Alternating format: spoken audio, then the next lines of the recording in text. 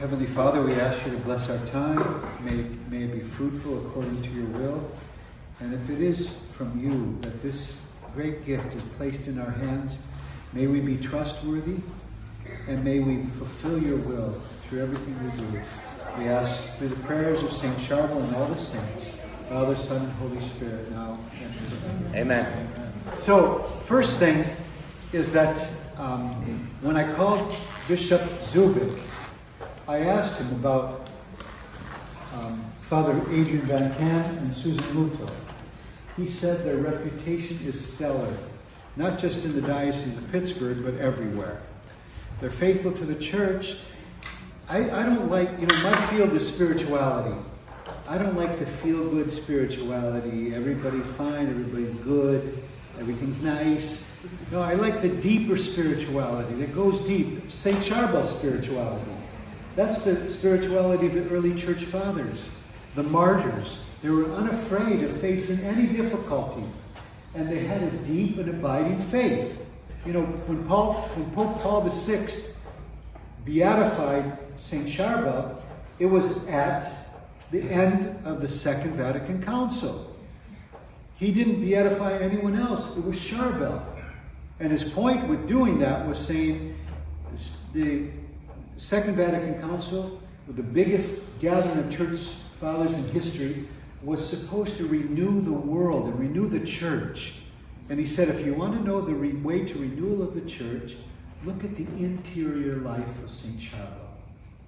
So, this will not be necessarily a shrine, but it will be enough of St. Sharbel for people who want to come and seek something, healing, grace, a peace, an inner strength.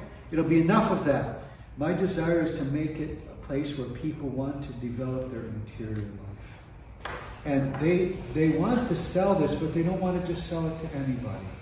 They want to sell it to someone who has a desire to promote a deeper spirituality. And I think we're perfect for that. Dr. Ann, you want to add anything? I think we have to understand what we mean by shrine. For me, I think that if we're going to use St. Sharbel's name, we have to be ready for the supernatural to occur. Absolutely. We can have a shrine and nothing happen. But I think if we set the stage to allow for that to happen, to have interior conversions, to grow the interior life so that we align with St. Sharbel's spirituality, this place will be filled, and it'll be filled with God's presence, and I honestly believe that we're going to see miraculous things happening here. You can't have St. Sharbel and not, because he's a miracle worker. So I think that's what I'm standing in, and I believe that that's where God is leading us to that place. As a doctor, medical is what I see, the physical, but there's much more than just physical healing. It's the interior healing, the interior conversion, that there's no place like this on the planet, honestly. And that's why I really feel honored to do whatever I can do to make this happen. Thank you, Dr. Thank you for taking your changing your life to make this happen for us. Thank you.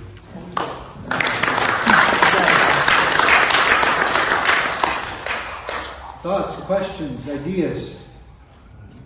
Now, I've asked Father Samir and his parishioners to do all the due diligence. Look at the building, look at the grounds, look at the titles, look at the legal things, so that. But this will be owned and operated by the eparchy, not necessarily the parish, but by the eparchy. So we will have hopefully a full buy-in from the other 46 parishes to make this happen. But it will benefit probably your parishioners perhaps more than anybody. So that's why we're also hoping for a good buy-in from your parishioners. Buy-in, I don't mean just financially, but the support for this place. I think we have to take ownership of it, because people from outside the Maronite Church are going to come here. And we have to be ready to welcome them, in the prayer of St. Sharbel, to go from hostility to hospitality, to really be open that way. And I think we'll be blessed for it if we do that. So that's the opportunity that I think we have. Yeah, and your parish is already so hospitable. You've welcomed, first the people of St. Pamphilus welcomed us. And then we have welcomed everybody else, and it's been good. And I blame a lot on this man sitting in front here. As you know, we wanted to build at the old place, but Samir had the passion to build. But I said, Samir, would you also look at the option of buying a place? So we looked at a couple options. We found this is the best. Samir did all the due diligence. And now we have a beautiful church. And Father Samir, Father Jim Root, and everybody else, that church is so different now. It feels really like a very warm and loving Maronite place, even though it's not just for us Maronites, it's for everybody. And that's the hospitality that I think Dr. Ann was talking about. So now we're at a new threshold for this. So John. So during the lunch, man from the parish asked me two questions. One is, how are we going to buy this? And then the second question was, how are we going to fund it once we own it every year? How are we going to pay for the expenses? So what I'm hoping to do is to have enough men and women to put enough money forward we could pay the down payment. We need to do the down payment not the down payment, but the full 1.2 million. I think that's what the 1.25 million. They put it on the market for 1.5. But when Father Samir found out about it, he asked me permission. He put $20,000 from the parish down on it so that they wouldn't sell it anywhere. So by doing that, they've kept it for us. And they've kept the vision, which is good. Because if they sold it to another group, the library wouldn't be here, the ambiance would change. But now everything stays the same, and I think Dr. Susan will continue in a certain way here. But so my hope is that we can raise the whole 1.25 million from among our people, locally and throughout the eparchy, and then we figure Dr. Ann Ayub has gotten the figures. It looks about $40,000 or $50,000 a year to run the place. I would add about $30,000 or $40,000 to that if we have a priest who's available for everyone, which I hope we will have a priest. So we're talking about $80,000 to $100,000 a year. So we have to raise not only the 1.25, but also the 80 to 100,000 a year. So it's still in the cooker. The next couple of weeks will tell a lot. Yes, Samir. So you mentioned Dr. Susan. Yes. Is her work going to continue here? Yes, so she has office here and she has a secretary here. The program she runs. Yeah, she'll continue to run the program for as long as she wants. Mm-hmm. The reason why she reduced the price for us is so that she could come back and continue to use this place. Her desire, if it wasn't us, if it was someone else, to do everything digital. But it works out very well for her and very well for us. She had also staff that runs the place. Yeah, but she would run all that. So it's called the Epiphany. This is called the Epiphany Association. She'll continue with that, the Epiphany Association. It'll be like a subset of it. And we'll organize everything. If we have a priest chaplain, he'll be here for sacraments and for counseling and for whatever. And Susan will still do her program. And then on top of that, we hope Monsignor Brigiani designed an 8-week course in spirituality. We could have a few of the priests in the area give courses. We'd have the 22nd of every month. Right. Yeah, I mean, we would have a catalog. We would have a faculty. Yes. We would have, people coming in here doing different retreats, different workshops. All of that funds in. There's fees for that. There's, those kinds of things. Eventually, if we can get the room where we can have an overnight retreat, that's a big draw. Not only, for the Catholic diocese and abroad. In Arizona, we have people flying in from all over just to come to be in the presence of St. Sharbel and the relic and all of that. That's going to happen here as well. That's going to bring the relic here. Yeah, we will bring a nice size relic here. Okay. Yeah, I already have one. I have one. So. Okay, perfect. And then the Medical Association, there's the National Catholic Association of Physicians, there's the National Chaplain Association, there's the Catholic Hospices. all of those things, support groups, anybody. Designate a person to coordinate. Sure. all. So you have, okay, so this, okay. And we do it. You would be Along with willing the to group. do that? Yeah, Okay, along with the perfect. group. I haven't said this to too many people, but I have a Pennsylvania license, my medical license. Tomorrow I'll be up at St. Clair, so that when I do come and spend time here, I'll be able to work here. Perfect. So I'm not, so I'm willing to do that. I'm not moving out of Arizona. My mom will kill me. But do you know what I mean? No, she wants to come here. But so we're committed. I know, but we're committed, and we have to have a group that has the same vision. Everything toward grow. When we say interior life, to be open to conversion, to detach from the world and the craziness of the world, enter into, what God has for us. And I think this is the place to do that. And we'll draw a lot of people to that. Maybe it's not for everybody, but I think more and more people will come. Marriage prep. I mean, there's just so many different places. And Bishop Zubik, what I didn't follow up, Bishop Zubik was very happy that we would take this. He was very happy. And he said, I'll bring priest meetings and other things here. So, how similar is it to that St. Paul's retreat center here? Does anybody know? yeah, there are a couple. The reason why Bishop Zubik did not take it is because he has a few places like that. Okay. And you have Latrobe, they have a spiritual center at their university. Father Boniface, as many of you know, he has a program in developing spiritual directors to accompany other people. But he said he would even, if he had some things, he would do programs here too. I have known Susan Muto and Dr. Adrian Van Camp through their books for many years. That was my field of study in Rome. How about that? Wow. To piece that whole thing. And I mentioned earlier, I know a lot of spiritualities out there. I wouldn't give you 2 cents for them because they're not based on church teaching or church moral teaching.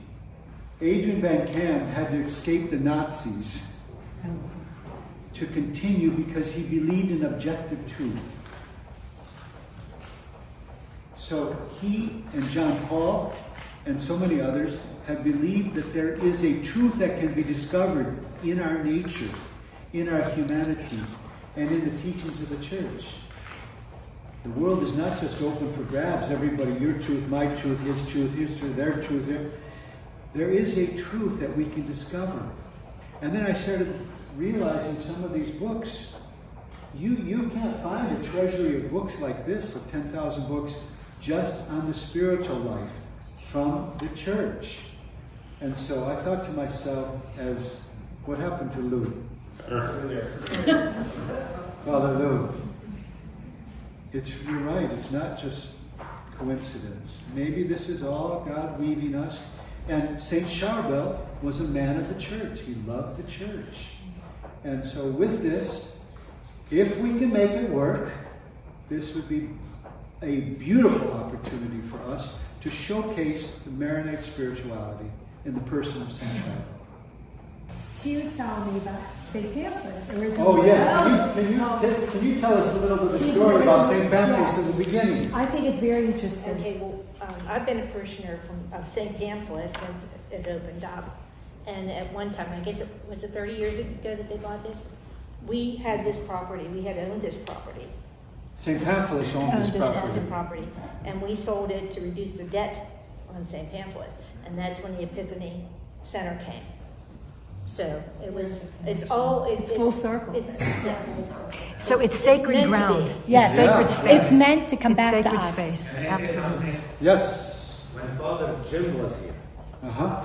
and when he was looking for a place to build a new church, he came and checked this property Wow. before the Epiphany. I don't know really what happens after that, but he was not able to buy it at that time, but the Epiphany did, and now it's coming back to us. Build it. So we don't need to build it. Okay, so let's keep trusting in God and seeing where this takes us. I have 2 hopes for this place. And one is that we would deepen our spiritual life, but not just for ourselves only. I'm hoping that some of you people here would learn to be good spiritual directors for others.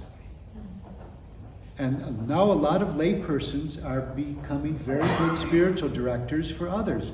A person comes to you every month, they talk about what's on their heart and mind, you help them sift through what's from God, what's from the devil, and you help them find their way closer to God. And that's, I look around, many of you would be very good spiritual mothers and spiritual fathers for that.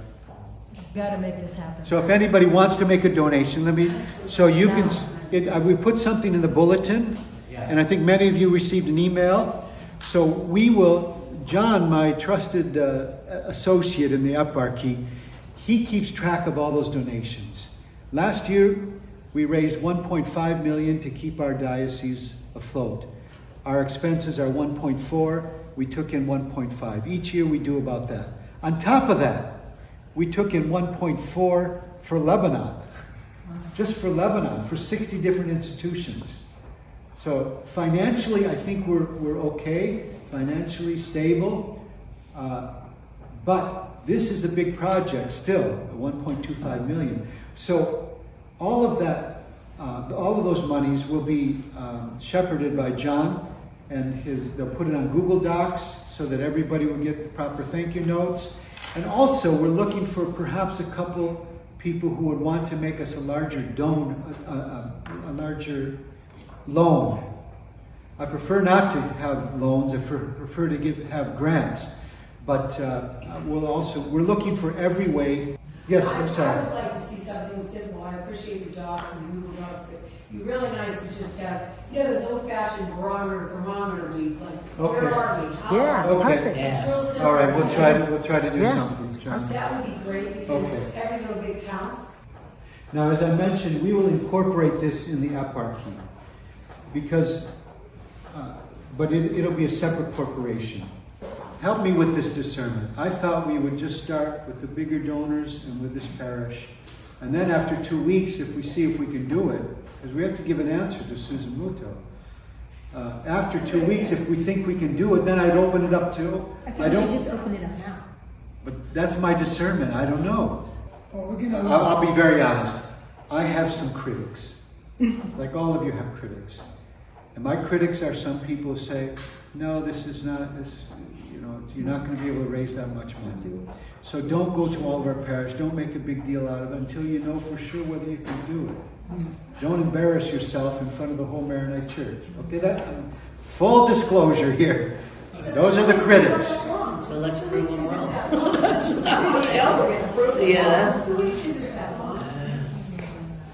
In those 2 weeks, I want to be contacting bigger donors. That's what I was. I agree. You do have to go.